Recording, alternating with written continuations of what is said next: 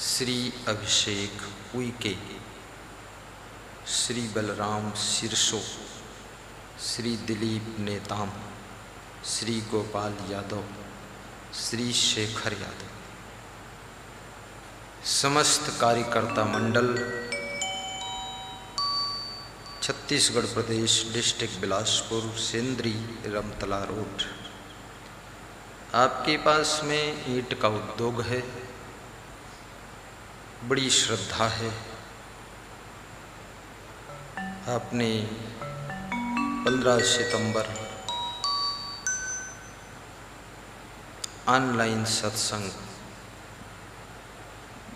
एवं महाभंडारा करने का सौभाग्य प्राप्त किया है। आपकी मित्र मंडली के 5 नाम हैं। पांचों महान भक्तों को व्यास गादी आशीर्वाद दे रही है, शुभकामना कर रही है। ताली बजा दीजिए।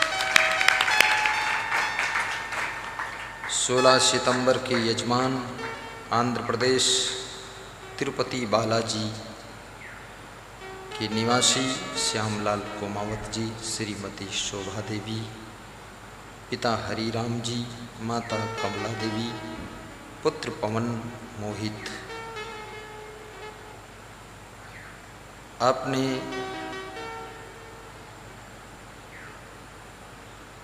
$13,000 की राशि भेजकर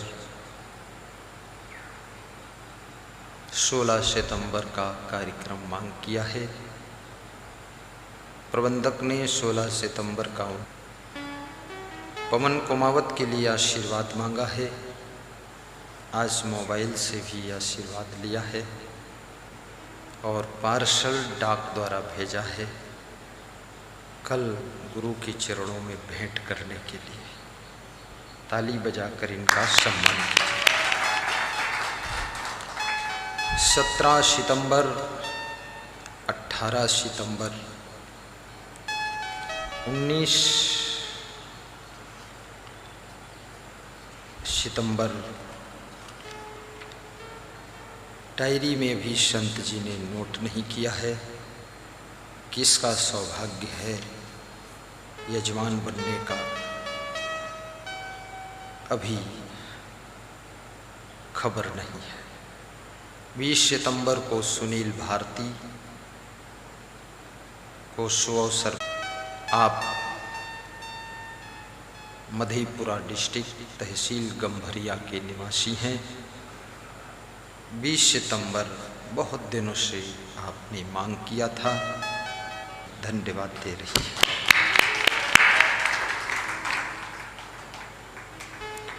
सीधे बैठ जाइए।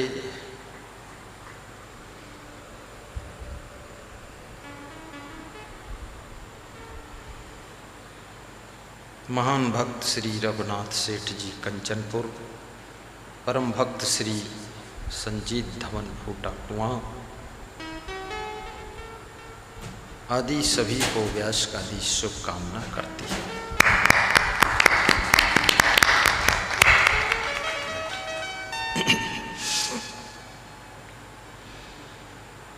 को राम रसिक रस पियहुगे, को राम रसिक रस पियहुगे, पियहुगे जुग जियहुगे,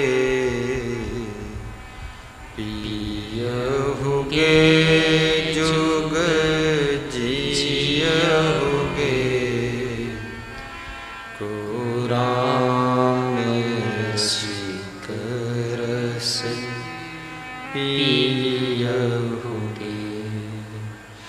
को राम रसिक रस पियहुगे। हललंकृत बीज नहीं बकल कमला फल लंकृत बीज नहीं बकला सुख पंछी ताहाँ रस खाई चुअई न बूंद अंग नहीं भीजे दास भंवर सब संग लाई को राम रसिक रस पियहुगे को राम रसिक रस पियहुगे।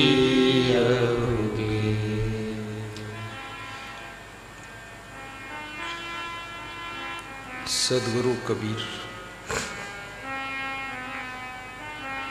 राम रस की महिमा का वर्णन कर रहे हैं।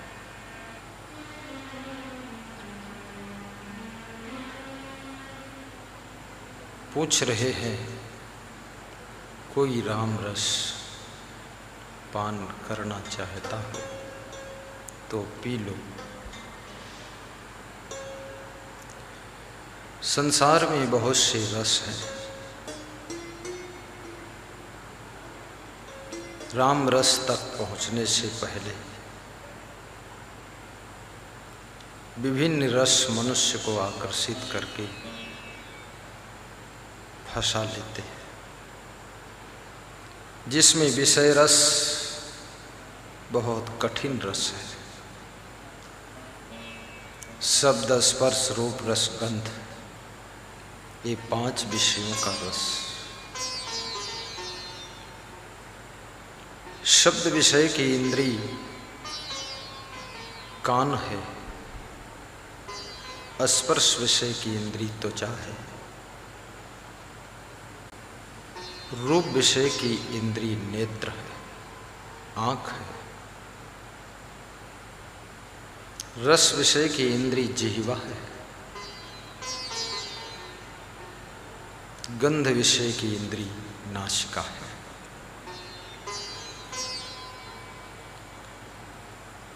एक एक ज्ञानेंद्री एक एक विषय रस का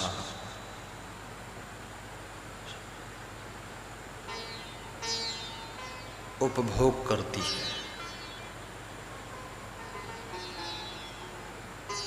नासिका सुगंध में रुचि लेती है, कान रसीले शब्दों को सुनना चाहते हैं, आंखें सुंदर दृश्य को देखना चाहती है।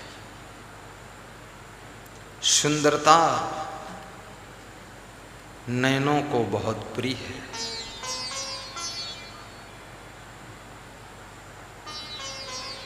सुंदर वस्तु, सुंदर सामान, सुंदर नर नारी एक दूसरे को देखकर मोहित हो जाते हैं। मोहित होकर के विषय रस में डूब जाते हैं और विषय रस विष से भरा हुआ है। विष सम विषय रस है। नर सहस्रमः सुनहुँ पुरारी। कोई विरले व्यक्ति विषय रस से विरक्त होता है। ज्ञानवंत कोटिन महको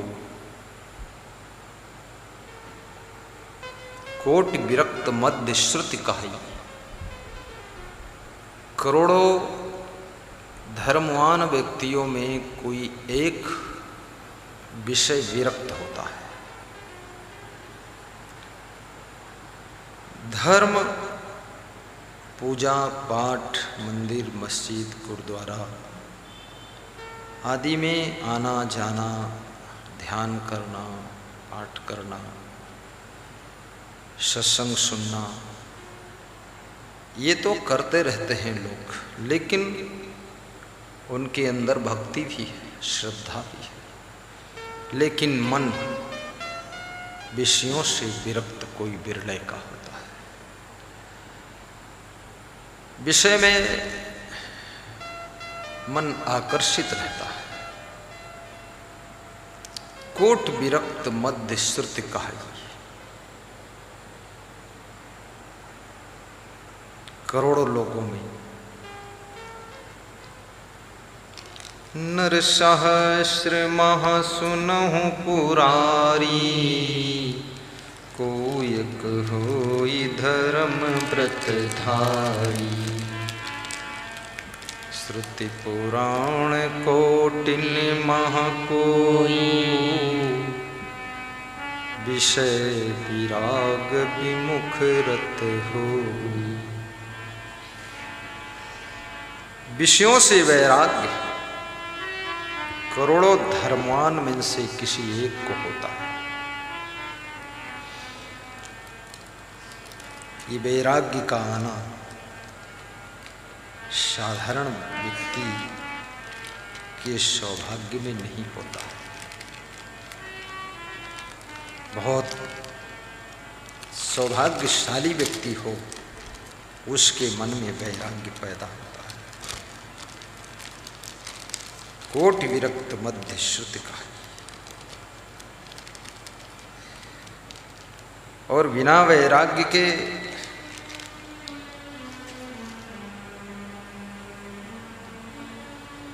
मनुष्य संसार के माया मोह में डूबा रहता है। देखिए कितना लोग कहते हैं क्या करें, हम परिवार में बंध गए, बंधे हैं, ये है वो है, शादी हो गई। उनको कोई रस्सी से नहीं बांधा है, न जंजीर से बांधा है, और न कोई दरवाज़ा बंद करके अंदर कमरे में पैक कर दिया है। खेत भी जाते हैं, बाजार भी जाते हैं, रिश्तेदारों में भी जाते हैं, आश्रम में भी आते हैं, लेकिन फिर भी बंधे हैं। वो खुद कहते हैं मजबूर हैं हम। अरे हम इस माया मोह के बंधन से नहीं छूट पाएंगे। अब ये बहुत कठिन बात है। आदमी को तुम बॉम्बे में छोड़ दो पकड़कर, वहाँ से ढूंढते ढूंढते बसंतीपुर आ जाएगा। आज नहीं तो महीना बाद भटकते भटकते, खोजते खोजते, पूछते पूछते आ जाएगा। अपना फोटो न्यूज़ चैनल वालों से डलवाएगा, ये करेगा वो करेगा, पुलिस थाने में जाएगा, वहाँ से फ़ोन कराएगा, आएगा जरूर, क्योंकि उसका मन बंधा हुआ है। ये भीतर का बंधन है, ये बाहर का बंधन नहीं। इसलिए तुम दुनिया में कहीं भी जाओ, वहाँ से जब तुम छूटते हो तो जहाँ तुम्हारा मन बंधा है तुम वापस वहीं लौटकर पहुँच जाते हो। चाहे रात हो जाए, चाहे दिन हो जाए, और जहाँ जहाँ से तुम बंधे हो वहाँ वहाँ से तुमको दुख भी बहुत मिलता है, वहाँ अपमान भी बहुत होता है। कभी कभी तुम्हारी पत्नी तुमको न जाने क्या क्या बोल देती है, कभी कभी तुमको बेटा ऐसा अपमान भरी बात कह देता है, बहुत दुख हो जाता है। कभी कभी तुम्हारा भाई, तुम्हारी बहनें कितना उपद्रव खड़ा करते हैं, लेकिन अब मन बंधा है तो क्या करें, वहीं जाना पड़ता है। वही एक रास्ता है, कोई रास्ता नहीं। अब ये बंधन कैसा है? ये विषय रस का बंधन है, ये विषयों के प्रति आसक्ति है। विषय भोगों की तरफ जो चुंबक लगा हुआ है। विषयन भोग भोग दुख कीन्हा। विशाल देव कहते हैं विषयों को भोग भोग करके ही दुख पैदा किया है तुमने। बचपन में तुम बहुत खुश रहते थे, खेलते थे, उछलते थे, कूदते थे। बड़े हो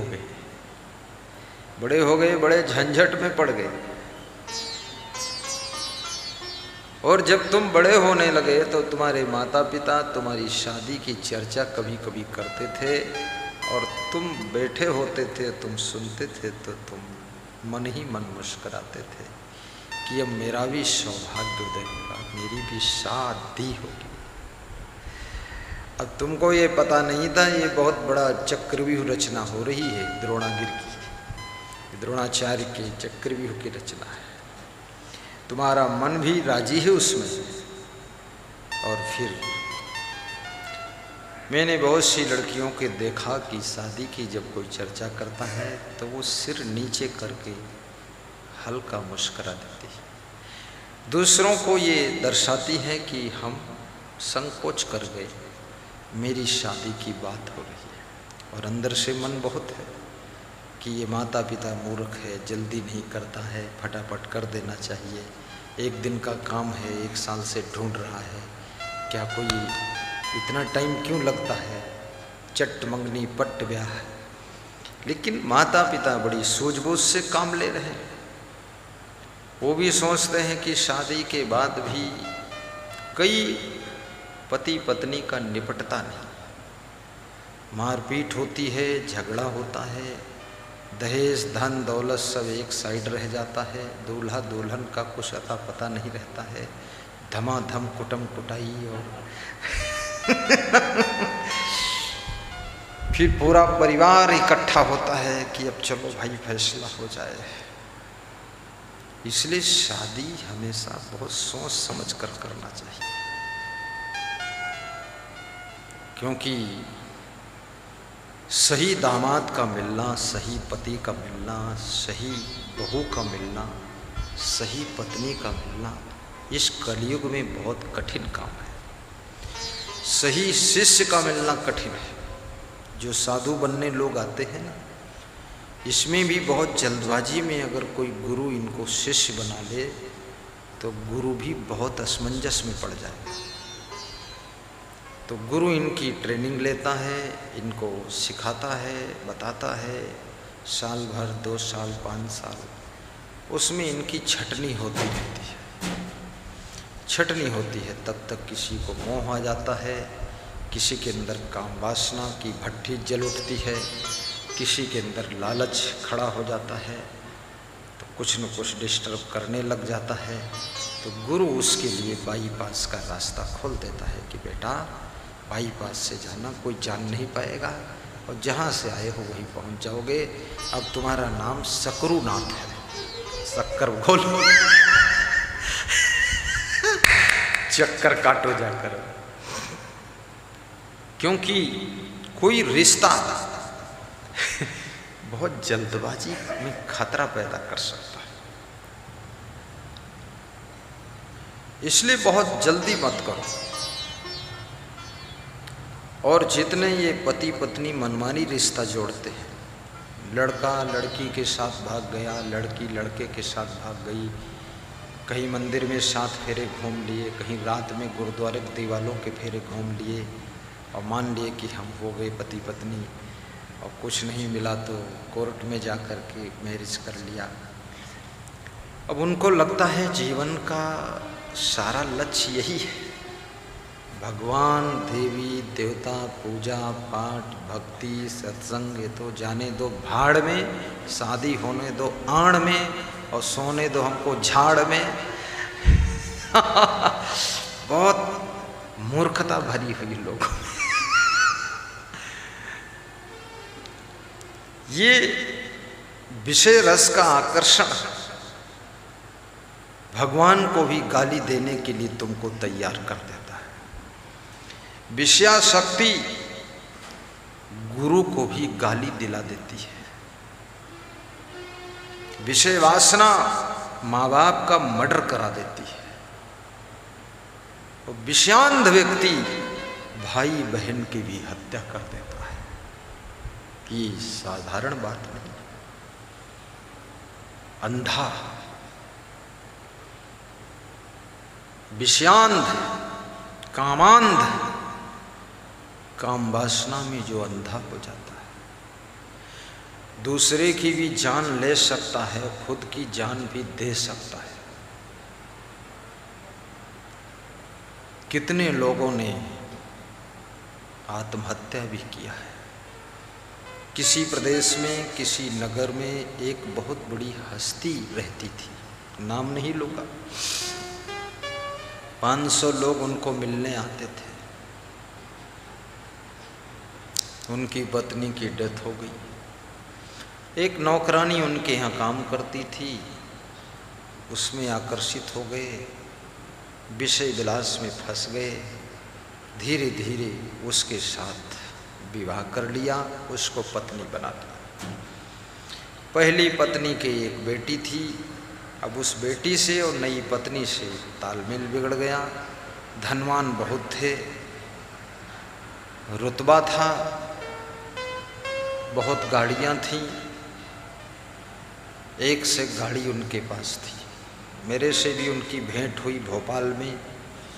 हाइट भी अच्छी थी, पर्सनालिटी अच्छी थी। लोगों ने बताया यही है, तो हमने कहा मैं तो बैल भी हो तो उससे भी कह लेता हूँ राम राम, परिचय करना जरूरी है। तो मैंने कहा कि प्रणाम प्रणाम, धन्यवाद धन्यवाद। तो वो ज़्यादा बिजी था और उसको अभिमान भी था, क्योंकि उसको बहुत लोग बड़ा आदमी कहते थे, अभिमान भी था। तो उसने थोड़ा सा मेरा प्रणाम लिया और 80% नहीं लिया। लेकिन फिर मेरे साथ में देखा संत लोग हैं, और देखा मेरे पास भी 2 फॉर्च्यूनर गाड़ी है, ऐसे दूर से देखा, तब अपने आदमी को भेजा, दौड़ो दौड़ो उनका नंबर लेकर आओ। उसने समझा ये भी बड़ा आदमी है, हमको भी समझ लिया बड़ा है, बड़ा बड़े से ही मिलता है।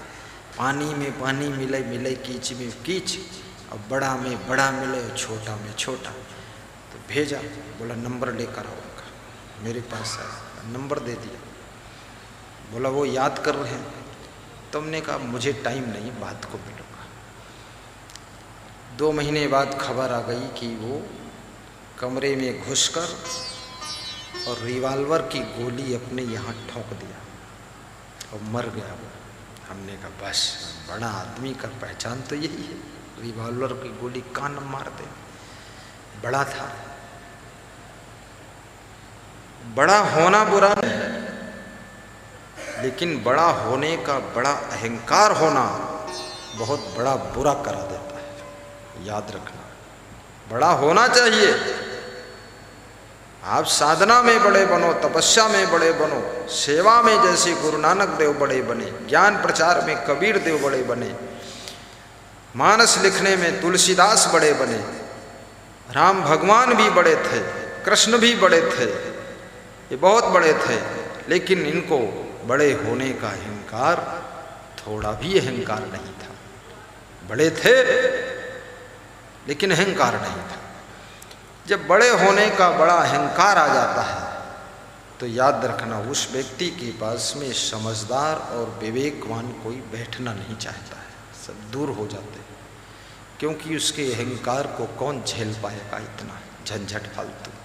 लोग साइड ले लेते हैं, छोड़ो भाई अब बहुत ज़्यादा रावण हो चुका है, अब दूर रहो।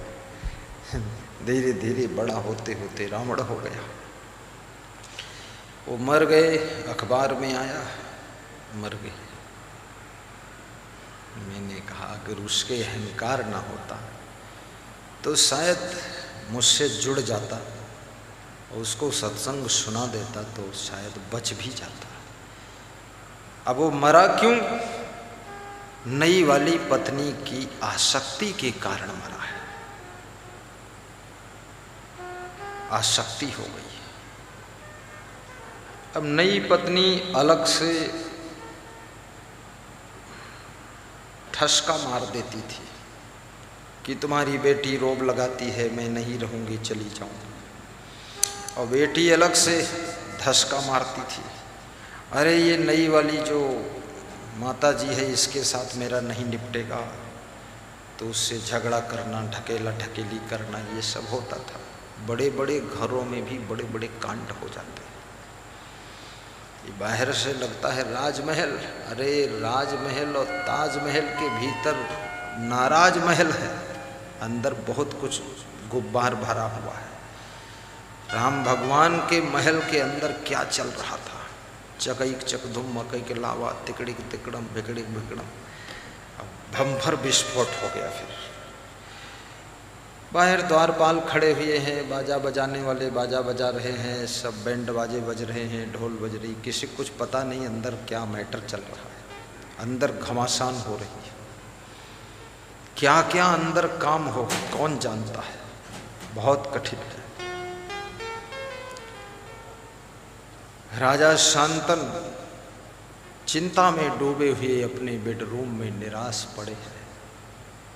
बाहर गीत गजल हो रहे हैं, सब बाहर निकल नहीं रहे।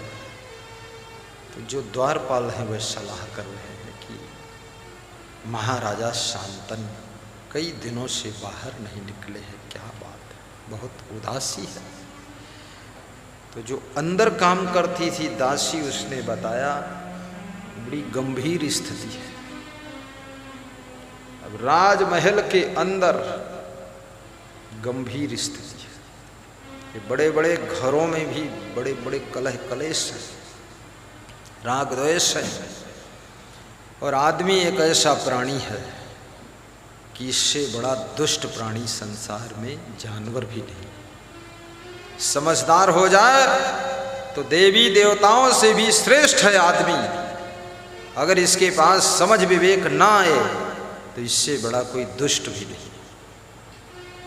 तुम डबल बेड पर रख दो, इसके लिए बहुत अच्छा गद्दा लगा दो, तुम पसीने बहा बहा कर, धन बचा बचा कर तुम नंगे पांव घूम करके और इसको जैकेट पहना दो और इसके लिए जूते अच्छे खरीद दो और इसको खूब सेवई बना कर खिला दो, फिर भी ये बैठकर तुम्हारी निंदा करेगा। बहुत मक्कार है, इतना धूर्त है। गुरुद्वारे में ही रहेगा, गुरुद्वारे में वेतन भी लेगा, गुरुद्वारे में खूब चाय पिएगा, वहीं हलवा खूब खाएगा और फिर वहीं बुराई करता रहेगा।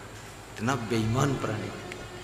आश्रम में ही रहेगा, यहीं खाएगा, यहीं टट्टी खूब करेगा, गटर जाम हो जाएगा, इतना टट्टी करेगा और यहीं पर पूरा सब निंदा बुराई करता रहेगा। ऐसा धूर्त प्राणी है, बहुत पापी आत्मा है, बहुत नालायक, अकल कुछ नहीं, पूरा भैंसा, मारू भैंसा।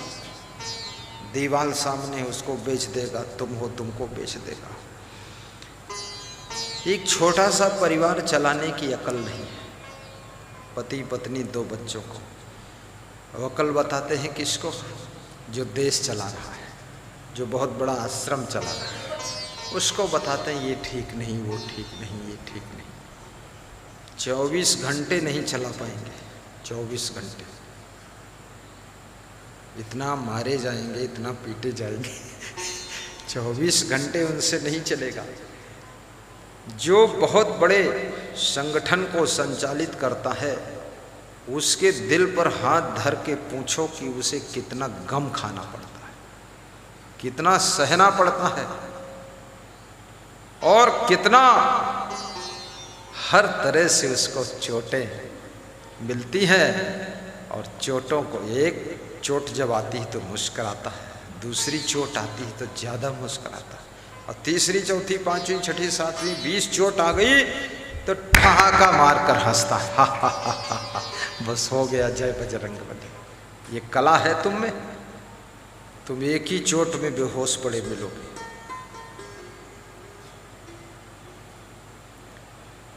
बड़े बड़े घराने, सत्संग का प्रभाव जहां पहुंच गया है। सत्संग ही एक ऐसी चीज है जो तुम्हारे मन के अंदर उठे हुए काम वासना के तूफान को कंट्रोल करने की ताकत देता है। तुम्हारे भीतर उठे हुए क्रोध के ज्वाला को बुझाने में मदद करता है सत्संग और विवेक। तुम्हारे अंदर आए हुए लोभ को नियंत्रण करने में शक्ति प्रदान करता है सत्संग। मनुष्य तो पूरा भस्मासुर है, इसके अंदर कितना क्रोध भरा हुआ है। कई सत्संगियों को मैंने देखा है कहते हुए कि अभी कोई हम कमजोर नहीं, ये कर दूंगा वो कर दूंगा, फिर ठंडे हो जाते हैं, सत्संग याद आ जाता है, विवेक आ जाता है, अरे कहते अब जीवन बदल गया, कोई बात नहीं, ऐसे भी बोलते हैं।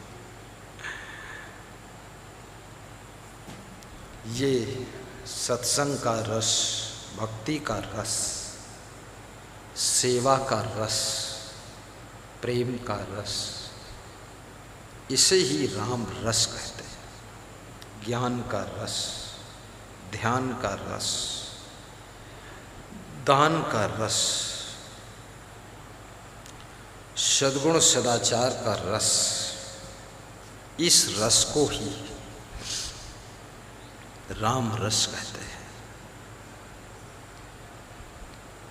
काम क्रोध लोभ मोह ईर्ष्या द्वेष अहंकार में सुख तो है नहीं, किसी को नहीं मिला सुख, आज तक कोई सुखी नहीं हुआ। दया क्षमा संतोष सरलता नम्रता सहनशीलता, गम खाने वाले ही सुखी हुए।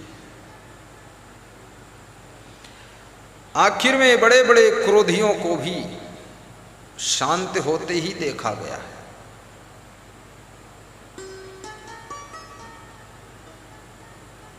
कितनी बड़ी सत्ता तुम हासिल कर लो, सत्ता से भी शांति नहीं मिल सकती।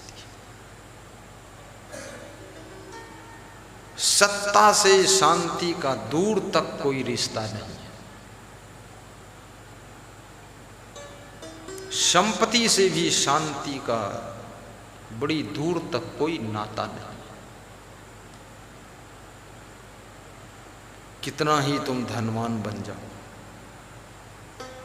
सुविधा मिल जाएगी, सामान मिल जाएगा, लेकिन तुम सोचो शांति मिल जाएगी, शांति उससे नहीं मिलती, ना सुख मिलता। जिनके पास 100 एकड़ 10,000 एकड़ जमीन है, पूरी एरिया में नाम है कि अरे वो फार्म वाले बहुत बड़े आदमी, और उनसे प्रेम से बैठकर पूछो क्या हाल चाल है, तो बताते हैं कि कुछ पूछो मत, बेटा बात नहीं करता है, मोबाइल भी नहीं उठाता है, हमें मोबाइल भी नहीं करता है, रूठ गया है। बोले 200 एकड़ जमीन है, 500 एकड़ है, फिर भी रूठ गया। बोले कितने बेटा? बोले एक ही है, सब उसी का है, फिर भी रूठ गया।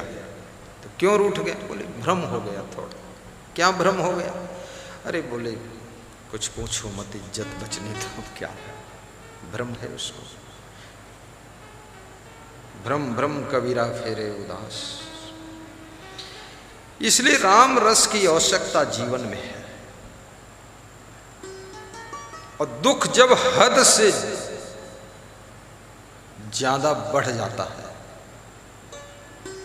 तो आदमी मौत का रास्ता चुन लेता है। और दुख क्यों है? अज्ञानता के कारण, विवेक ना होने के कारण ही दुख है। दुख का और कोई कारण नहीं, विवेक नहीं। चुपके से माया मोह से अपने मन को खींच लीजिए, जैसे म्यान से तलवार खींच ली जाती है, बाहर निकल जाती है। जब तक म्यान में तलवार रहती है तब तक वो घास को भी काटने में सक्षम नहीं होती है। और जब म्यान से तलवार खींचकर बाहर कर ली जाती है तो कितनों के सर कलम करने में भी सक्षम हो जाती है। जब तक तुम्हारा मन माया मोह की म्यान में पैक है तब तक ये मन दुख को नहीं काट पाएगा। माया मोह की म्यान से अपने मन की तलवार को खींच लीजिए बाहर, फिर देखिए सारे दुखों का सर कलम कर देगा तुम्हारा मन, विवेक जाग जाएगा। माया मोह से बाहर अपने को खींचो। मर जाओगे कबीर साहब बड़े मजाकिया भी है। कबीर के पड़ोस में एक आदमी रहता था, तो कबीर साहब उससे कहते थे कि भक्ति कर लो, सेवा कर लो, दान पुण्य किया करो, गुरु मंत्र ले लो और सत्संग में जाया करो। तो बोलता था मुझे फुर्सत नहीं, इतना घर बार है, मेरा बेटा, मेरी बेटी, मेरी पत्नी, मेरा ये वो, दुनिया भर बताता था। तुम्हारे क्या है, लोट कमंडल लेकर चल दिए। कबीरा खड़ा बाजार में खड़े ही होगे जब घर है ही नहीं तुम्हारे पास। घर फूंक दिया तुमने, जो घर फूंके अपना, तुम्हारे साथ कौन जाए घर फूंक के। तो ऐसे वो आदमी जवाब दे देता था। तो कबीर साहब एक दिन वो मर गया, पड़ोसी था, मर गया। तो कबीर साहब उसके लाश के पास जाकर खड़े हो गए और बोले, हे मेरे मित्र, अकेले कहाँ चले गए तुम कहते थे इतना बड़ा परिवार है, इतना काम धाम है, इतनी जिम्मेदारी है, मैं नहीं कहीं जा पाऊंगा, अब कहाँ चले गए तुम? उस लाश से पूछ रहे। और उस मरे हुए आदमी के घर के लोग लाश के आसपास बैठ करके खूब रो धो रहे और कबीर बीच में ये बात पूछ रहे। तो घर के लोग जो रो धो रहे थे उनको गुस्सा आ रही थी कि फालतू प्रवचन सुना रहे हो, लाश से क्या पूछ रहे हो, कहाँ चले गए? लाश बताएगी। तो कबीर ने कहा, लाश नहीं बताएगी तो तुम बता दो, तुम तो जिंदा हो, ये कहाँ गए? कबीर की बात पर ज़्यादातर लोगों को गुस्सा बहुत आती थी, क्योंकि कबीर बात ही ऐसी कह देते थे। मुल्ला अगर नमाज पढ़ रहा तो उसको बोल देते थे, कांकर पाथर जोड़ के मस्जिद लई चुनाए, ता चढ़े मुल्ला बांग दे के बहरा हुआ खुदाए। तो मुल्ला जो है अल्लाह लिल्लाह बात को करता था, कबीर को पहले रपटाता था तेरी ऐसी तैसे। तो कबीर भागने में भी बहुत कुशल था, तेज भाग जाता था, उसको पकड़ ही नहीं पाते थे। कोई मार ही नहीं पाया कबीर को। कृष्ण को बहुत लोगों ने मारने की कोशिश किया, कोई नहीं मार पाया। बोलिए कबीर साहब की जय। राम को भी मारने की कोशिश बहुत किया, सबने कोई मार नहीं पाया। अरे ये अवतारी आत्मा, इनको मारोगे कैसे? तो कबीर साहब मजेदार बात कहते हैं।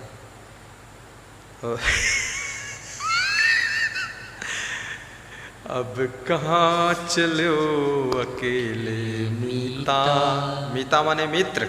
हे मेरे मित्र, अब अकेले कहाँ चले गए? ये काम धाम कौन करेगा? ये घर कौन संभालेगा? जानवरों को चारा कौन देगा? ये साफ सफाई कौन करेगा? ये सब वैभव कौन संभालेगा? ये परिवार कौन डील करेगा? उठहु न करहु घरहु की चिंता। उठो ना, घर की चिंता करो, ये घर बिगड़ जाएगा। तुम अकेले कहाँ चले गए घर बार छोड़कर, परिवार को छोड़कर? तो ये बात घर वालों को बुरी लगती थी कि हमरे बाप मरेगा, तुम मजाक करते हो। कहा तो उठो ना। तो कबीर कहते थे, तुम्हारे बाप के बहाने हम तुमको ही समझा रहे हैं, अभी तुम चेत जाओ।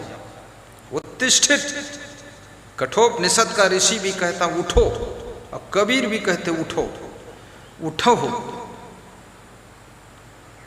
और ये ऋषि कहता है उत्तिष्ठित, उठो। विवेकानंद इसी मंत्र का प्रयोग करते थे, कठोपनिषद मंत्र है। उत्तिष्ठित जाग्रत प्राप्य वरान निबोधत, क्षुरस्य धारा दुरत्या दुर्गम पथस्तत् कवयो बदंती। अब कहाँ चलो अकेले मीता। देखिए, सोचिए, समझिए। उठहु न करहु घरहु की चिंता। उठो ना, करो घर की चिंता फिकर। अब क्यों सोए हो, क्यों लेटे हो? लाश कहीं सुनती है, लाश कहीं उठती है? अब तो मुर्दा पड़ा है, आत्मा तो निकल गया। मरने के बाद ये आत्मा न घर पहचानती है, न परिवार को पहचानती है, न धन वैभव पहचानती है, और न इस आत्मा को वो घर मिलेगा, न वैभव मिलेगा, न परिवार मिलेगा, न वो पत्नी मिलेगी। खाम खा झंझट में इतना उलझे क्यों? कितने लोग उनकी पत्नी रूठ जाती है उसमें आत्महत्या कर लेते हैं। बड़े गधा लोग हैं। पत्नी रूठ के खाली मुंह नहीं बोली, दिल लगी से दिल लगाया और दिल लगी के घर गया, और दिल लगी मुंह से न बोली, दिल लगा के मर गया। मर जाए गधा, क्या फर्क है? मर गया। कहते हैं ठीक से मुंह नहीं बोली तो मर गया। अरे ये पत्नी मुंह नहीं बोली, पति मुंह नहीं बोले, इतना तुम इनमें आसक्त क्यों, चिपके क्यों, मोहित क्यों? ये कौन सुख की बूटी है? मूर्खता ये कब छोड़ोगे? तारीख बताओ तो उस दिन हम भंडारा कर दें। ये मूर्ख बुद्धि कब समझ में आएगा? उसी इतने दिन मोह ममता में घुसते रहे और ठोकाई खूब हुई, अभी तक अकल नहीं आई। फिर बताते हैं रूठ गई तो हम मर गए। तुम मरो चाहे दुनिया मरे, ये मूर्खों को कोई हम नहीं प्रभावित होता। बहुत से ऐसे मेरे पास समाचार आते हैं कि उनकी पत्नी मुंह नहीं बोली ठीक से, तब वो जहर खा के मर गए। हम कहें ठीक है, जनसंख्या भी ज़्यादा है, हम तो मन है हमारे 20 करोड़ लोग जहर इकट्ठे खाएं तो ठीक है। पूरा 20 करोड़ कम हो जाए, कुछ जगह खाली हो तो आश्रमों बनाओ, जगह निकलेगा। हाँ, शुद्ध सा आश्रम नहीं बन पा रहा है। 20 करोड़ खत्म हो जाओ, 50 करोड़। ये मूर्खन के यहाँ मेहर कुल्ला, आसक्त, अज्ञानी, इनके जीने से भी कोई फायदा नहीं। इनसे अच्छे तो जानवर हैं जो कम से कम इतना मोह ममतम तो नहीं डूबे। मुंह नहीं बोली उसमें मर गई। पति जो है ठीक से नहीं बोला तो जहर खाई मरी पड़ी है। ठीक से नहीं बोला ससुराल में और मरी जाए कि मैके में। अब खबर हुआ पहुंच गई कि मरी गई, तूफान देवी मरी है। तो पति आए रहा, कहा हमारा नाम आंधी सिंह है, तूफान देवी मरी है और आंधी सिंह जाए रहे। बहुत मूर्खता भरी है कूट कूट कर। क्या जरूरत है? अकेले जन्म हुआ है, अकेले बचपन बीता है, अंत समय कोई काम न आवई, बीच मिलई बीच ही रही जावई। दुखी होने की जरूरत नहीं है, परेशान होने की भी जरूरत नहीं है। जिसका मन आपसे प्रेम करता होगा वो आपके प्रेम में मरेगा नहीं, जिएगा, तुम्हारे लिए जिएगा अगर तुमसे प्रेम रखता हो। और जिसके अंदर तुमसे प्रेम बिल्कुल नहीं है वो नौटंकी करके मरेगा, कहेगा हम तुम्हारे कारण मर गए। झूठ मत बोलो, मरे से पहले बात कर लो बैठ के पहले। ये झूठ बात मत कहो कि हमरे कारण मरे। हमरे कारण जिंदा रह सकते हो, मर नहीं सकते। मरे हो तुम अपने क्रोध के कारण, बेवकूफ़ी के कारण और अज्ञानता के कारण, हमरे कारण नहीं मरे। हमरे कारण अगर हमरे प्रेम में मृत्यु तो मृत्यु का है। हम जिंदा हैं हमरे प्रेम में, हमारी मदद करने के लिए तुम जिंदा रहते, तुम मरते नहीं। तुमको हमसे जरा भी प्रेम नहीं है इसलिए तुम मर गए। अब हमको मदद तुमसे क्या मिलेगी, सहयोग क्या मिलेगा? यही प्रेम का नतीजा है। मूर्ख कहीं का धेला भर प्रेम नहीं था। मर जाओ चाहे जो कुछ हो जाओ। फालतू तुम, हम तर्क करके तुम्हारा समझ जाते जाल क्या है। फालतू बकवास करते हो, मर गए क्या? कितना कष्ट हो जाए आदमी को अगर आपसे प्रेम है, वो बीमार हो जाए तो उसको दुख होता है कि कहीं हम मर ना जाएं। हम मर जाएंगे तो इन हमारे बच्चों का क्या होगा, वाइफ क्या होगा, पति क्या होगा, हमारे पिताजी का क्या होगा, बूढ़ी माँ का क्या होगा, हमारे गुरुजी का क्या होगा बुढ़ापे में, हमारे गुरु भाइयों का क्या होगा, शिष्यों का क्या होगा। अगर प्रेम है तो आदमी बीमार नहीं होना चाहता, मरना नहीं चाहता है, बल्कि वो स्वस्थ रह करके सबके लिए अपनी जिंदगी में कुछ बहुत करना चाहता है। वो मरेगा नहीं, वो बहुत कुछ करेगा और दुख उठाकर भी जिएगा। जितने गुरुदेव भगवान की जय। जितने मर रहे हैं ना, ये सब ढोंगी हैं। ये प्रेम का ढोंग दिखाते, प्रेम का स्वांग। प्रेम इनके अंदर है ही नहीं। इनके अंदर तुम्हारे लिए क्रोध भरा है। ये मर गए तो मर गए, नहीं तुमको मार डालते। एक को तो मर नहीं था, या तुमको ये मार डालते तो जिंदा रहते। इतनी गुस्सा भरी थी, लेकिन अब ये मर गए तो तुम बच गए, खुशी मनाओ। मर जाने दो इसको। ऐसे मरते हैं लोग, फालतू ढोंग मचाते हैं। मरने की क्या जरूरत है? आत्महत्या करने का क्या काम है? बोलो। मान आपका पति ही निपटता है, चलो छोटा कर दो, छड़ौती कर दो, फाइनल हो गई। अकेले जियो, कोई जरूरी है विषय भोग करना? सत्संग सुनो, मन इंद्रियों को कंट्रोल रखो। इसमें क्या रखा है विषय भोग? ये रोज रोज वही दोहराते रहते हो, अपना रजबीर छीड़ करते हो, उसमें सुख मानते हो। सब नरक बना के रख दिया, फालतू टेंशन। ये बैराग की बात बता रहा हूं, असली ज्ञान ये दे रहा हूं। पूरा विश्व सुन ले कान खोलकर, ताकि मरे ना लोग। बहुत मूर्ख मर चुका है, जिंदगी बचाने के लिए कह रहा हूं, इतना तगड़ा बोल रहा हूं। नहीं, हमको क्या जरूरत बोलने की? हम तो सोचते जो मर गए सो मर गए, लेकिन जो बच गए हो बच जाए। तो बहुत लोग तैयारी कर रहे हैं मरने की। हीरो हीरोइन भी मेरा सत्संग सुन लें ध्यान से, मरने की जरूरत नहीं। और मरते वही लोग हैं जो गलत करते हैं। गलत करते हैं, मुंह दिखाने लायक नहीं रह जाते और फिर मरते हैं। तब मरे पड़े हो, अब सब लोग मुंह देखते, कपड़ा से ढका हुआ है, और सब लोग आते लाश देखने तो कपड़ा खोलते हैं, सब मुंह देख देख जाते हैं, और सब गाली देते हैं घर अपने जाकर कि मर गया, ठीक रहे, बहुत दारू पियत रहे, नालायक कहीं का। सब अथाह तंग कर दीस, हमारे खेत जोत दीस रहे, और बहुत धूर्त आदमी रहे, एक बार हमका मारिश रहे, तो सब गाली देते हैं आपको। मुंह दिखाने लायक नहीं रहेगा, मुंह सब देख लें तुम्हारे मरे पर। अब जिंदा होते तो शायद मुंह छिपा भी लेते, या यहाँ से बेच बाच के चले जाते दूसरे प्रदेश में, तो मुंह न देख पाते कोई।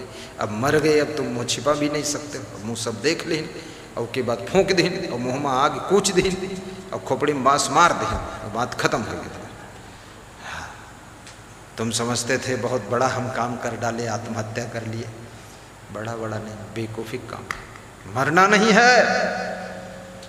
कोई जानवर पशु पक्षी भी आत्महत्या नहीं करता है। ना उसके घर है, ना प्लाट है, ना दुकान है, ना जमीन है, ना जगह है, ना सामान है, ना बेड है, ना खीर पूड़ी रसगुल्ला है।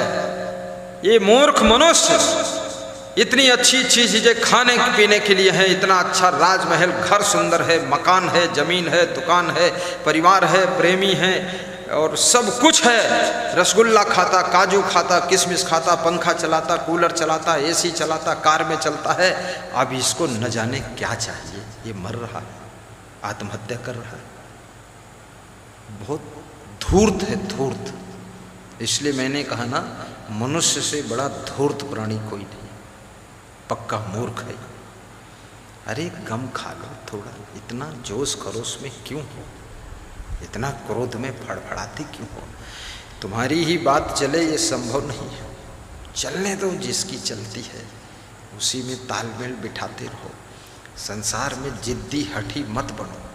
बस जब देख लो शरीर कमज़ोर हो रहा है, बुद्धि भी कमज़ोर हो रही है, परिवार के अन्य सदस्य जोरदार हो रहे हैं, तो उनकी प्रशंसा करो। और खीर बने तो सबसे पहले बैठ खा लो और कह दो खीर बहुत टापक रहा है। अरे ये छोटी वाली बहू बहुत टापक खीर बनाओ, और बड़ी वाली हलवा बहुत अच्छा बनाओ, और मंझली वाली जो है इसको कुछ पूछो ना। इसके यहाँ जब आलू बंडा समोसा बनते तो खुशबू इलाके में फैलते। अब प्रशंसा में वो बनाती रहेगी, आलू बंडा बनाएगी, वो खीर बनाएगी, वो हलवा बनाएगी, तुम रोज छके रहो बेवकूफ़न चक्कर में। हाँ, इनकी निंदा बुराई करो मत। निंदा बुराई करोगे तुम्हारे ऊपर बाल्टी भर नंदोला का पानी डाल देंगे, और तुम्हारे कमरे के कूलर का कनेक्शन काट देंगे, तुम सड़ जाओगे फालतू उसमें। प्रशंसा करो बस। अब अपना रोल खत्म हो चुका है, अब इनकी नाटक शुरू है, आपकी नाटक बंद है। अब इनकी देखते रहो नाटक क्या है।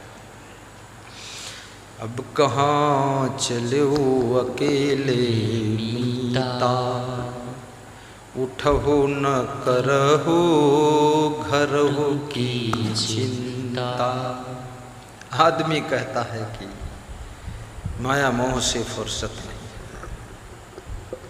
जब मर गए तो कबीर कहते उठो ना, अब घर की चिंता करो, घर के सब काम पड़े हैं। कौन उठेगा? लाश कहीं उठती है? उठहु ना करहु घरहु की चिंता, अब कहाँ चले अकेले मीता। अभी इस कोरोना की बीमारी में बहुत बहुत नौजवान लोग मर गए, कोई नहीं रोक पाया। आत्महत्या नहीं किया उन्होंने, लेकिन मर गए। जिसने लिया है चपेट में कोरोना ने, जिसको खत्म। और बड़ों बड़ों को भी लिया है। बाराबंकी, गोंडा और फैजाबाद, लखनऊ 60 जज मरे हैं, 60 जज कोरोना में। कोरोना ने उनको फैसला सुना दिया कि अब जीने लायक नहीं। बहुत मुकदमों का फैसला तुमने किया है, तुम्हारी जिंदगी मौत का फैसला मैं कर देता हूँ। मर गए बेचारे, नौजवान जज थे, खत्म। कितने अवसर खत्म। सबसे कम किसान मरा है, किसान बहुत कम। मजदूर तो बिल्कुल कम मरा है, क्योंकि मजदूर के पास कोरोना भी आने में डरता है, क्योंकि मजदूर अपने हाथ में हंसिया खुरपा पकड़े रहता है कि मूड काट दूंगा कोरोना का। हाँ, वो इतनी मेहनत करता है, इतना वो हफ जाता है, इतनी ऑक्सीजन खींचता है, फसलों को, हरी भरी फसलों के बीच में रहता है। वहाँ कोरोना नहीं, व्यायाम हो जाता है उसको। लेकिन शहरों में कोरोना ने बहुत आक्रमण किया है। जो डर गए, खौफ खा गए, वो भी मर गए। मरने को डरो मत। डरोगे तो मरोगे, नहीं डरोगे तो मरोगे। मरना तो है ही एक दिन, और मरने के लिए ही पैदा हुए हो, रोज ही मर रहे हो, तुमको पता नहीं है। एक दिन पूरा मर जाओगे, तब तुम कहोगे आज मर गए, और लोग कहेंगे ये मर गए। और मरते रोज हो, तुम जानते नहीं हो, तुम भूले हुए हो माया मोह में, तुमको ज्ञान नहीं है। रोज तुम्हारी मृत्यु हो रही है। रोज एक दिन जो जी लेते हो, वो दिन तुम्हारी कुल उम्र में कम हो जाता है। वो दिन मर चुके हो तुम। चाहे कहो हम जी चुके, चाहे कहो मर चुके, बातें की है। 100 रुपये हैं, 10 रुपये खर्च कर दिया, तो चाहे कहो 10 रुपये कम हो गए, चाहे कहो 10 रुपये खर्च हो गए, चाहे कहो कि 10 रुपये हम ख़त्म कर चुके। वो 10 कम हो गए, यानी 10 रुपये ख़त्म हो गए। यानी 10 साल तुम जी चुके हो, तो 10 साल जानो मर चुके हो। 10 साल ख़त्म हो गई, कुल उम्र में पूंजी कम हो चुकी है। रोज़ मर रहे। खीर खाण घृत पिंड समारा, सोतन लईबा हर कई डारा। खीर और खाण, एक ऐसे एक मिठाई, नाना प्रकार की स्वीट खा खा करके इस पिंड को खूब तंदुरुस्त किया है, संवारा है। खूब अच्छी अच्छी साबुन लगाते हो, रगड़ी मारे रहो, देखते हैं, खूब सोहराते रहते इसको। ये सोहरौना भी है शरीर बहुत। लेकिन होता क्या है? खीर खाण घृत, घी भी खूब खाया है। कितने लोगों ने तो घर ही में घी चुरा चुरा कर खाया। इस मिट्टी के पुतले के लिए चोरी बेईमानी भी बहुत किया है। खीर खाण घृत पिंड समारा। पिंड माने शरीर, पिंड माने शरीर। शरीर को संवारा, खूब खिला पिला कर मजबूत किया।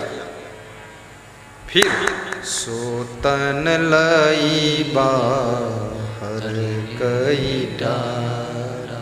उस शरीर को मरने के बाद जब लाश हो जाता है, घर के लोग जो तुम्हें कहते थे मेरे बाप हैं, मेरा भाई है, मेरा देवर है, मेरा जेठ है, मेरा बेटा है, मेरा पति है, वही लोग उसको उठाकर घर के बाहर डालते हैं, लाकर वहां रखते हैं।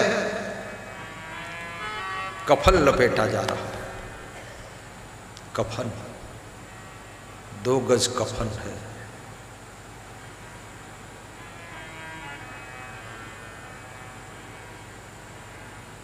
सामान 100 वर्ष का है, पल की खबर नहीं। मनुष्य की उम्र शास्त्रों के अनुसार 100 वर्ष है, लेकिन 100 वर्ष क्या सभी लोग जीते?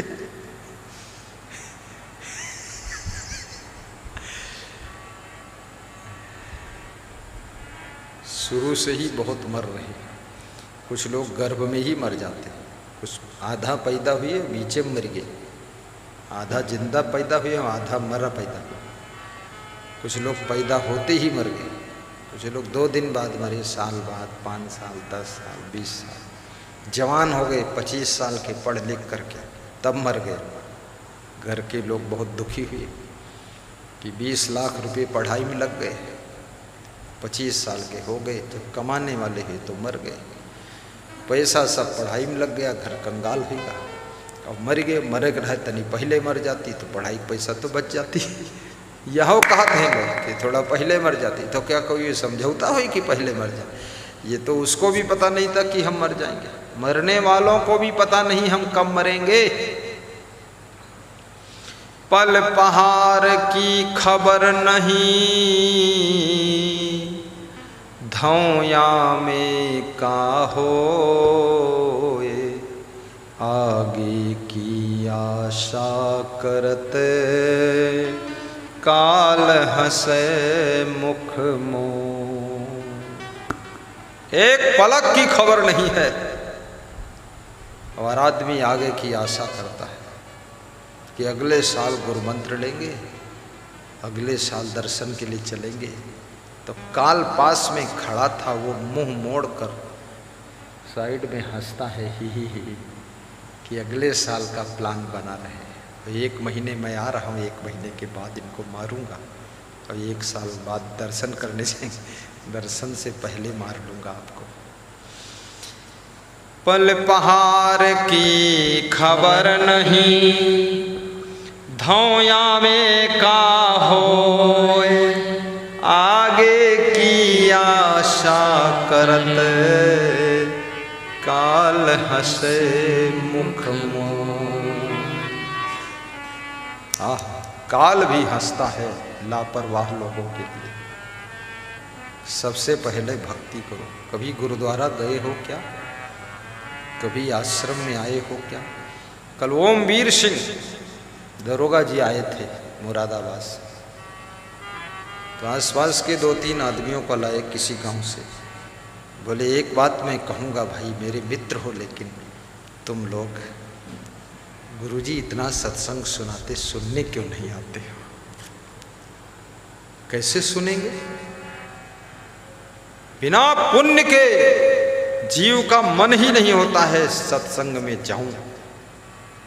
ये पाप आपको आने नहीं देगा सत्संग में। ब्रेक लगा देता है, समझा देता है, बहाना सिखा देता है, इधर उधर कर देता है। सत्संग में आने के लिए मन रोक देता है यदि ज्यादा पाप है।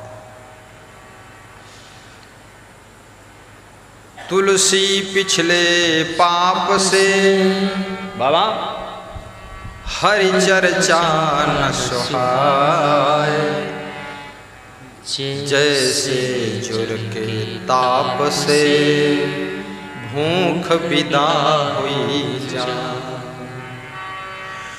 तुलसी पिछले पाप से हरि चर्चा न सुहाए, तैसे पिछले तैसे जुर के ताप से भूख विदा हुई जा। ये भूख विदा हो जाती है। अगर जोर है, बुखार है, फीवर है जोर से, तो कुछ खाने का मन नहीं होता, भूख विदा हो, भूख नहीं लगती। ऐसे पिछले जन्म के पाप हैं तो हरि चर्चा अच्छी नहीं लगती। अरे जिनके पिछले जन्म के बहुत पाप है ना, जब सत्संग होता है और माइक से आवाज़ उनके कान में पड़ती है तो आवाज़ सुन करके भी निंदा करते हैं। देखो शांति से रहने नहीं देते। गुरुद्वारे के भजन जब कान में जाते हैं ना, बहुत लोग नाराज होकर उल्टा पलटा बोलते हैं, पाप है अंदर। गुरुद्वारे वाले भी दया करते हैं, साधु संत दया करते हैं। वो सोचते हैं चलो यहाँ नहीं आया है तो माइक से ही आवाज़ जाएगी, सुन लेगा, तर जाएगा। वो पापी आत्मा, पापी जंजाली चेहरा, वो उल्टा नाराज हो रहा है, वहाँ भी सुनना नहीं चाहते। ये दयालु लोग कृपा करके सुनाना चाहते। तुलसी पिछले पाप से हरि चर्चा न सुहाए, जैसे झुर के ताप से भूख विदा हुई जाए। ये तो तुम्हारा बहुत पुण्य है इसलिए बैठे हो यहाँ। ये बहुत दूर दूर से आत्माएं आई हैं सब। कोई बिलसंडा से आया है, कोई बंडा से आया है, कोई और कहीं से आया है। ये साधारण बात नहीं, बहुत बड़ी बात है। कोई सिंगरौली से हरिपाल बनकर आया है, पूर्व जन्म का पुण्य है। पुण्य पुंज बीनू मिलई न संता। बैठो बाबा। पुण्य पुंज बीनू, पुंज माने समूह, पुंज माने ढेर। जब ढेर पुण्य इकट्ठा होता है तब महान संत, वीतरागी संत का दर्शन होता है। फिर और पुण्य प्रबल जब इकट्ठा होता है तब सत्संग सुनने में मन लगता है। पुण्य पुंज बीनू मिलहि न संता। सतसंगत संस्कृत कर अंता। सतसंगत गाइए। संस्कृत माने संशय से भरा हुआ संसार, जन्म मरण जहाँ चक्र चलता है उसे संस्कृत कहते हैं। अर्थात आवागमन से छुटकारा हो जाता है। पुण्य पुंज बीनू मिलहि न संता। सतसंगत संस्कृत करयंता। बड़े भाग्य पाइए सत्संगा। बिना ही प्रयास हो ही भव भंगा। बिना ही प्रयास हो ही भव भंगा। बड़े भाग्य सत्संगा। बड़े भाग्य पाइए सत्संगा।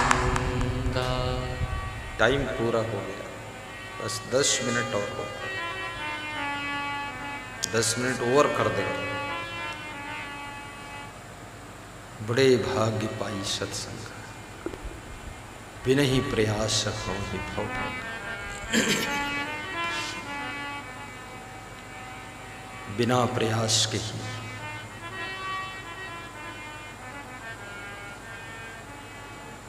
जन्म मरण आवागमन से मुक्ति मिल जाती है। यदि ठीक से सत्संग मिल जाए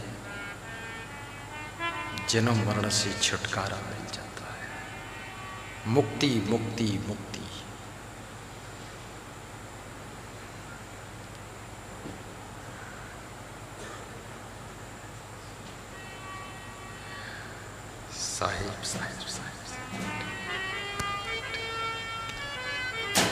बिनहि प्रयास होहि भव भंगा। ताली बजा दो। बिनहि प्रयास होहि भव भंगा। बड़े भाग्य पाइए सत्संगा। वाह, धन्य हो दिनकर दास। पहली बार कैमरा चलाया है लेकिन गजब कर दिया है। बिना ही प्रयास चल गया कैमरा। अब कहाँ चलो अकेले मीता, उठहु न करहु घरहु की चिंता। खीर खाण घृत पिंड समारा, सो तन लई बाहर कई डारा। जेहि सिर रचि रचि बांधे हो पागा, सो सिर रतन बिडारत कागा। हाण जरै जस जंगल लकड़ी, केस जरै जस घास की कूली। आवत संग न जात संगाती, काह गए दल बांधल हाथी। माया के रस ले न पाया, अंतरयम बिलारी हुई धाया। आहा, माया के रस ले न पाया, अंतरयम बिलारी हुई धाया। कहीं कबीर नर यजहु न जागा, यम का मुगदर मांझ सिर लागा। मांझ माने मध्य में, बीच में मुगदर यम ने मारा। कबीर साहब कहते हैं अभी भी ये नर, ये मनुष्य जागा नहीं है, माया मोह में सो रहा, बहुत बड़ी नींद में है। माया मोह कठिन संसारा, है विचार न काहु विचारा। माया मोह कठिन है फंदा, करे विवेक सोई जन बंदा। मोह सकल व्याधिन कर मूला, जही ते पुनि उपजई बहुसूला। मोह सकल व्याधिन कर मूला, जही ते पुनि उपजई बहुसूला। जही ते पुनि उपजई बहुसूला। ये मोह समस्त व्याधियों की जड़ है, दुखों की जड़ है। जहां जहां तुम्हारा जितना अधिक मोह होगा, वहां वहां से तुम उतना अधिक दुख पाओगे। और जिससे तुम मोह करते हो ना, जब तुम मर जाते हो तो उनको दोबारा तुम देखने को भी नहीं पाते। वही लोग तुम्हारे इस शरीर को, इन आँखों को, इस मुंह को, इन कानों को, इन हाथों को चिता में जलाकर भस्म कर देते हैं, राख कर देते हैं। और तुम्हारी आत्मा यहाँ से रवाना होकर, तुमको भी पता नहीं हम कहाँ जा रहे हैं।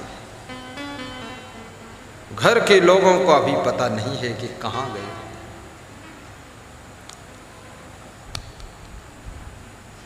दोबारा उनको देखने को भी नहीं पाओ।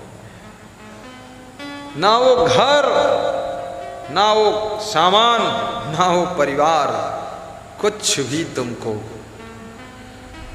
मिलना तो अलग है, देखने को भी नहीं मिलेगा। जिसके मोह में तुमने जिंदगी गंवाई है, जिसकी ममता के जाल में फंस करके तुम न भक्ति कर सके, न मुक्ति कर सके, न कल्याण कर सके, न सत्संग सुन सके, आज मृत्यु हो गई, अब कभी देखने को भी नहीं पाओ। गए सब लोग। इसलिए मरने से पहले मोह को मारो, ममता को मारो, थोड़ा मन में वैराग्य ले आओ। ये बहुत हैया दैया में मत जिंदगी गुजारो, कुछ नहीं मिलने वाला है। माया के रस ले न पाया।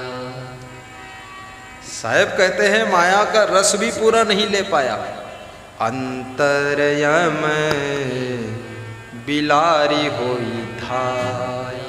जैसे कोई चूहा कुछ खा रहा हो, पूरा खा भी ना पाया हो, बस मुंह में रखा हो, और उसी बीच में, अंतर माने बीच, उसी बीच में बिल्ली झपट कर आए और चूहा को पंजों से पकड़कर मुंह में दबा ले। बेचारा रस भी नहीं ले पाया जिस चीज को खाने जा रहा था, और बीच में ही बिल्ली आ गई। तो कबीर कहते हैं यमराज बिल्ली की तरह झपट कर आ गया, पूरा माया का रस भी नहीं ले पाई। लोग कहते हैं ना, अरे अभी 10 दिन भय रहे शादी भय, अब मर गए का बतावा जाए। तन को नहीं देख पाए कहाँ होते सब। आ गया बिल्ली की तरह झपट्टा मार करके यमराज, दपोच के मार ले गया। माया के रस ले ही न पाया। इसलिए कबीर कहते हैं राम रस लीजिए, ये अखंड रस है, अविनाशी रस है। राम रस, भक्ति रस, सेवा का रस। आप कहीं सेवा करके देखो उसमें क्या रस आता है। सेवा में इतना रस है कि जो सुख तुम्हें सेवा के बाद में और सेवा करते समय मिलेगा, वो सुख दुनिया में नहीं। खाने में वो रस नहीं है जो सबको परोस कर खिलाने में रस है। बहुत बड़ी बात है। माया का रस ले न पाया, अंतर यम बिलारी होई धाया। बीच ही में बिल्ली बन करके यमराज आकर के पकड़कर मार ले गया। कितनी औरतें रोती हैं कि हम बहुत बीमार हो गए हैं, अपने पोता के यार मुंह भी नहीं देख पाए। अब हम बहुत बीमार अस्पताल में पड़े हैं। पोता का जन्म लेने में अभी 3 महीना बाकी है। 3 महीने से पहले नहीं हम लगत मर जीवा, पोतो नहीं देख पाए, कोई पूरा रस नहीं ले पाई। बुढ़ी दादी रस लेना चाहती थी पोता पोती में। बहुत गंभीर स्थिति है, कौन समझाएगा। ये सब माया मोह है। माया का रस ले न पाए। कबीर कहते हैं माया तो रसहीन है, माया नीरस है, माया विषरस है। माया में कोई रस सुख नहीं है। सुख पाना है तो राम रस का पान कीजिए। को राम रसिक रस पियहुगे, पियहुगे जोग जियहुगे। को राम रसिक रस पियहुगे, को राम रसिक रस पियहुगे। अगर राम रस पियोगे तो युगों युगों जियोगे। राम रस का जो पान करते हैं उनको अविनाशी आत्मा का बोध हो जाता है। उन्हें ज्ञान हो जाता है कि मैं कभी मरता नहीं हूँ, मैं कभी जन्मता नहीं हूँ। शरीर का जन्म होता है, शरीर का ही मरण होता है। ये आत्मा का ना जन्म है ना मरण है, और मैं शरीर नहीं हूँ, मैं विनाशी अमर आत्मा हूँ। अपने आप का ज्ञान हो जाता है, और ये आत्मा किसी का रिश्तेदार भी नहीं है। हाँ, कुछ नहीं, ये सब अंत समय कोई काम न आवई, बीच मिलई बीच ही रही जाई। अंत समय कोई काम नहीं आते, ये सब बीच में मिलते हैं, बीच ही में छूट जाते हैं, कोई सार नहीं।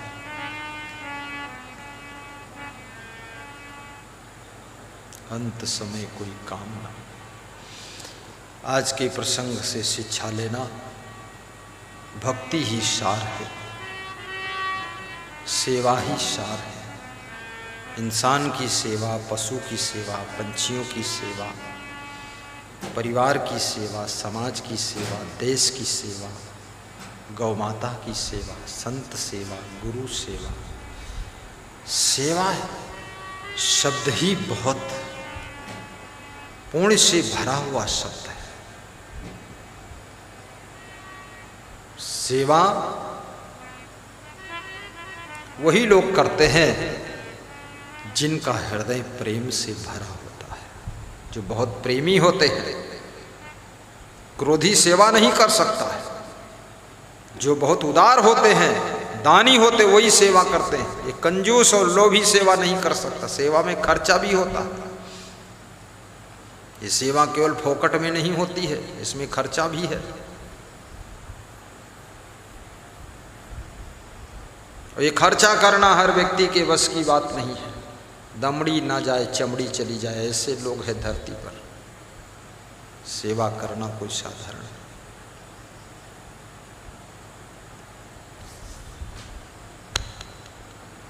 अहंकार से भरा हुआ चित्त भी सेवा नहीं कर सकता है। जिसके अंतःकरण में नम्रता की नदी बह रही है, उसे सेवा करने में संकोच नहीं लगता है, जुट जाता है। महेंद्र सिंह भंगू फार्म वाले एक बार आए थे, कह रहे थे कि हम गुरुद्वारा में जाते हैं, हम बातें नहीं करते, सेवा करें। भोजन परोसता हूँ या बर्तन मांजता हूँ, और दूसरों से भी कह देता हूँ बातें मत करो, सेवा करो। 1400 एकड़ जमीन थी उनके पास। सिख समाज के सबसे फार्म बड़ा उनका था। आशीर्वाद मांगा था कि बेटा मेरा कनाडा जा रहा है, आशीर्वाद दो। पहुंच गया बेटा। वास्तव में वो विनम्र व्यक्ति थे। जब वो पधारे थे मेरे पास, व्यवस्था उतनी अच्छी नहीं थी, तो मैंने कमरे में फर्श पर गद्दा बिछा दिया। हम बहुत खुश थे, जैसे शिवरी ने चटाई बिछा दिया। तो शिवरी खुश थी कि उस शिवरी की हैसियत से चटाई भी बहुत बड़ी व्यवस्था थी। तो उस समय मेरी हैसियत से वो फर्श पर गद्दा बिछा दिया। वो भी मैं बहुत खुश था कि चलो भंगू जी आए हैं, अच्छा है। हम उनको थोड़ा लेटाए बैठाए, थोड़ा सुलाए भी, सो जाओ थोड़ा, हम भी बैठकर बात की। याद रखना, जहाँ प्रेम होता है वहाँ मनुष्य नहीं देखता चटाई है कि गद्दा है कि सोफा है कि कुर्सी है कि हम खड़े हैं। वो प्रेम भी दिखाई देता है और कुछ नहीं दिखाई देता है।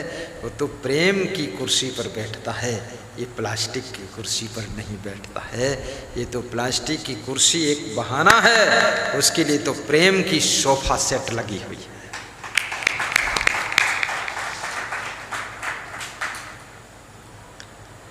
आप सभी का जीवन मंगलमय हो, आपके घर में सुख शांति का पदार्पण हो, विषय रस से आपका मन विरक्त हो, माया रस से आपका मन विमुख हो जाए, राम रस में आपका मन डूब जाए, भक्ति के रस में आपका मन लीन हो जाए, ऐसी व्यास गादी शुभकामना कर रही है, आशीर्वाद दे रही है। और आज के यजमान महान भक्त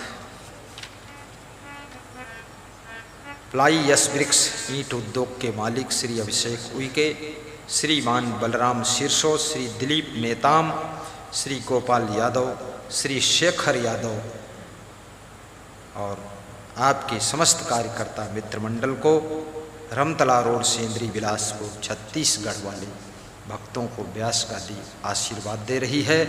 आप सब नवयुवक हैं, आपको स्क्रीन पर मैं देख रहा हूं, आपके मन में गुरुदेव के प्रति इतनी श्रद्धा पैदा हुई, सत्संग के लिए आपने अपनी राशि भेजकर आज का भंडारा किया, सुबह का नाश्ता और सब कुछ किया। धन्यवाद है। आज का सत्संग आपकी ओर से लाइव टेलीकास्ट हुआ। छत्तीसगढ़ के नाम को तुमने अमर किया और आज प्रातःकाल अलीगढ़ के भक्त श्री सतीश कुमार, श्रीमती रीना देवी, उनकी ओर से चाट, गोलगप्पे, आलू मटर का प्रोग्राम था। वो अलीगढ़ से सब सामान लेकर आए थे, दही और चटनी, खट्टी मिट्ठी। तो सब संतों को, सब कर्मचारियों को, ब्रह्मचारियों को खूब खिलाया और जिन्होंने प्रेम से खाया है तो वे मन में गदगद हैं और जिनको कुछ रिएक्शन किया है उनके मन में टेंशन भी है।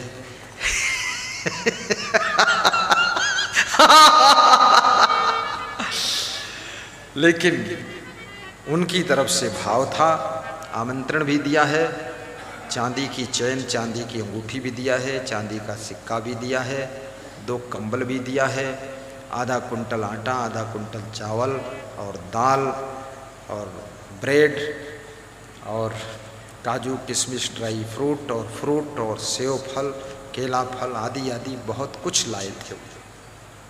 बड़ी उनकी श्रद्धा थी, उनको हम धन्यवाद देते हैं। आज विदा हो चुके हैं। आज हमारे सिंगरौली के भक्त भी विदा हो गए। महान भक्त श्री महेंद्र कुमार विश्वकर्मा, सुनीता देवी विश्वकर्मा, अंश और ऋषभ, श्रीमती रामकली देवी, आरती कुमारी सब विदा हो चुके हैं मध्य प्रदेश के। उनके भाई ने एक लिफाफा भेजा था कि इसको गुरुजी ही खोलेंगे और कोई नहीं खोलेगा। तो मैं खोला तो उसमें एक लेटर निकला, तो लेटर पढ़ के सुनाता हूँ। श्री श्री सद्गुरुदेवाय नमः, श्री श्री सद्गुरुदेवाय नमः। सर्वप्रथम मेरे परिवार की तरफ से आपके श्री चरणों में दंडवत प्रणाम करता हूँ। साहब बंदगी, साहब बंदगी, साहब बंदगी। आश्रम में भक्तों के ठहरने के लिए बनाए जा रहे भक्त विश्राम गृह में कमरा बनाने के लिए 5100 की सेवा राशि भेज रहा हूँ और 551 रुपये गुरुजी और संतों के लिए दक्षिणा भेज रहा हूँ।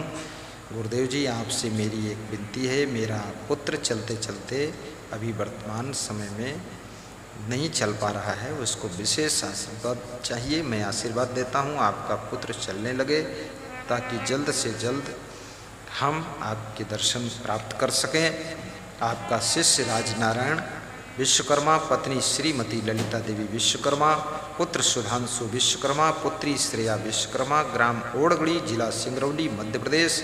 कोई गलती हो तो माफ़ी चाहता हूँ। गुरुदेव जी के अलावा इस पत्र को कोई ना पढ़े। कोई नहीं पढ़ा, मैं पढ़ा, पर ये नहीं लिखा था किसी को ना सुनाए, सुना दिया।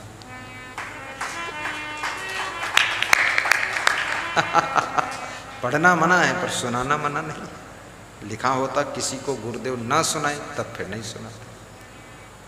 आदमी एक पॉइंट में तो मार ले जाता बाजी।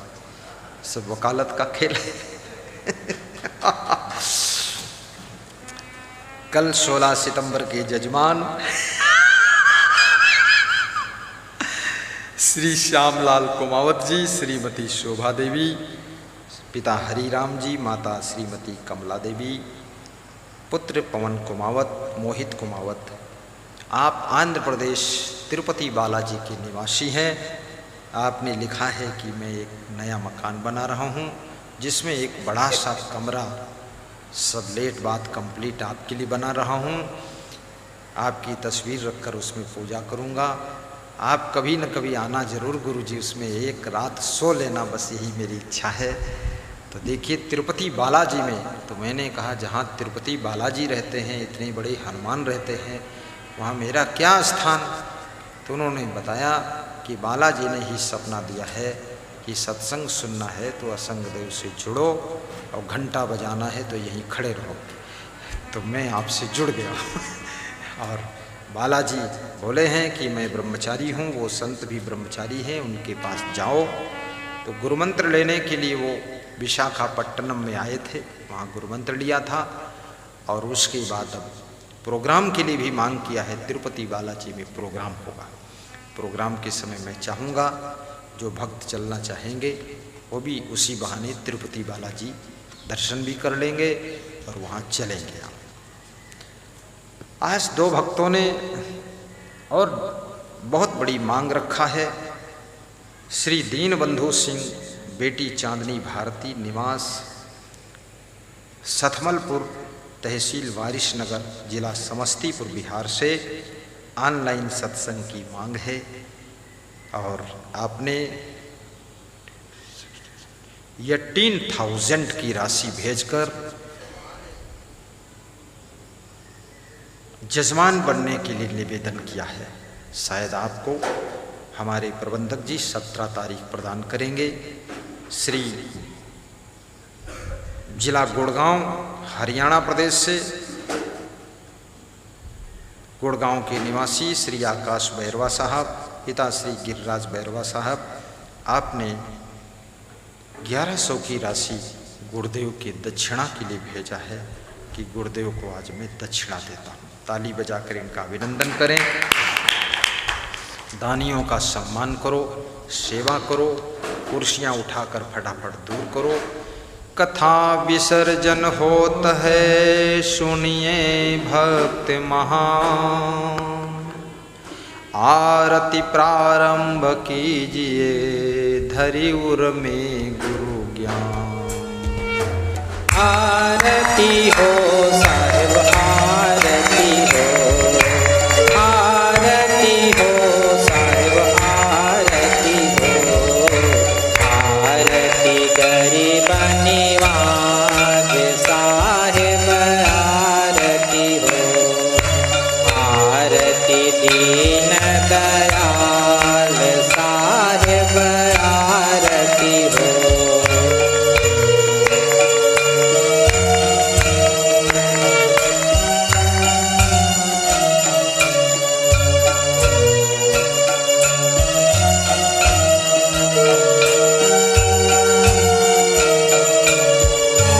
ज्ञान आधार विवेक की बातें, ज्ञान आधार विवेक की बातें, सूरत ज्योति जहाँ जाग साहेब, आरती हो, सूरत ज्योति जहाँ जाग साहेब, आरती हो, आरती दीन दयाल साहेब, आरती हो, आरती गरीब निवाज साहेब, आरती हो।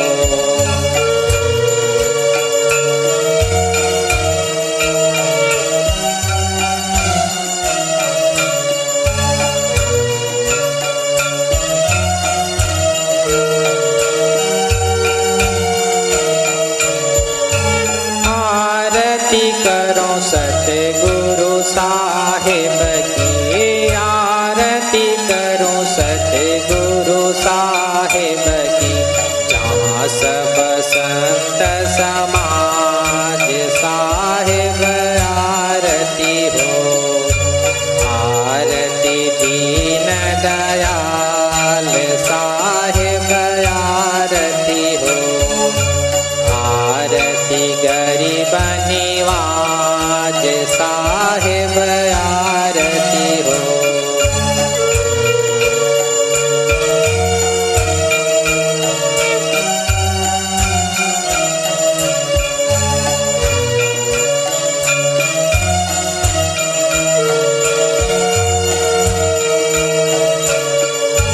दरस परस गुरु चरण शरण भयो, दरस परस गुरु चरण शरण भयो, टूटी गयो यम जाल साहेब, आरती हो, टूटी गयो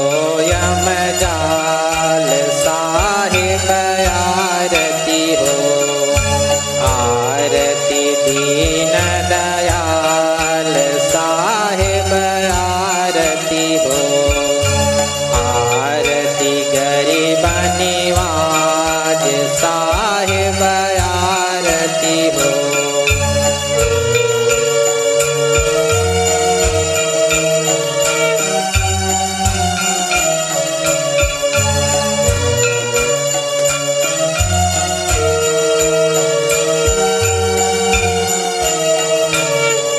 साहेब कबीर संतन की कृपा से, साहेब कबीर संतन की कृपा से भयहु परख परकाश। साहेब आरती हो, भयहु परख परकाश।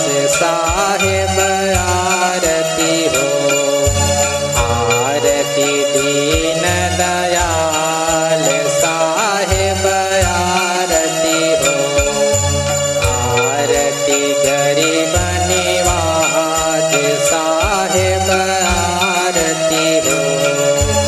आरती दीन दयाल साहेब आरती हो। आरती गरीब निवाज साहेब आरती हो। गुरुर्ब्रह्मा गुरुर्विष्णु गुरुर्देवो महेश्वर। गुरुर्साक्षात् परब्रह्म तस्मै श्री गुरुवे नमः। तस्मै श्री गुरुवे नमः। ध्यानमूलं गुरुर्मूर्ति, पूजामूलं गुरुपदं, मन्त्रमूलं गुरुर्वाक्यं, मोक्षमूलं गुरुकृपा। मोक्षमूलं गुरुकृपा। तमेव माता च पिता तमेव, तमेव बन्धुश्च सखा तमेव, तमेव विद्या च द्रविणं तमेव, तमेव सर्वं मम देव देव, तमेव सर्वं मम देव देव। बोलिए सद्गुरु